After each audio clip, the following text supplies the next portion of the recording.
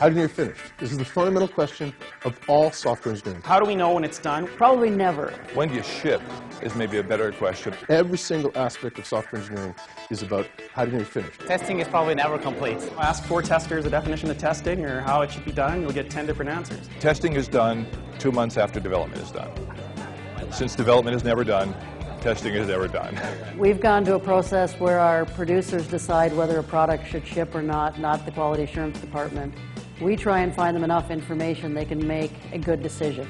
How do we know when what we're doing is good enough or when we've got enough done? We could keep testing forever, so it's always an economic activity. You can go forever and you will always find bugs.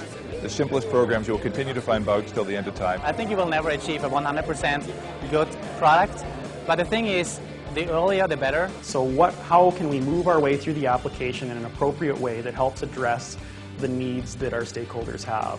And if we've addressed that adequately and the stakeholders are happy with what we've done, then that's good enough, given the time that we've had.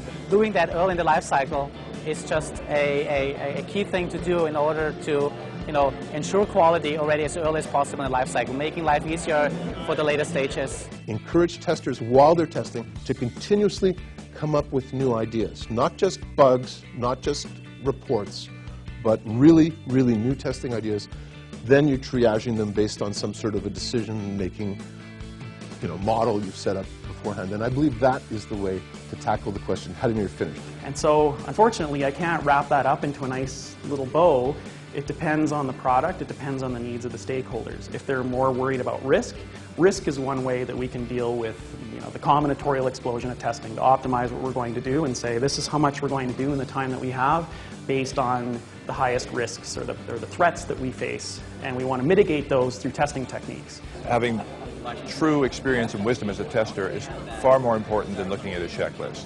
That's much more of a gut level thing. And somebody who's been testing for 10 years, going to conferences, reading the books, having real world experience with shipping product is going to have a much better idea of when it's safe to ship, and as opposed to this nebulous idea of we've done this much coverage, we've hit this many checkpoints. And so I say, trust your testers.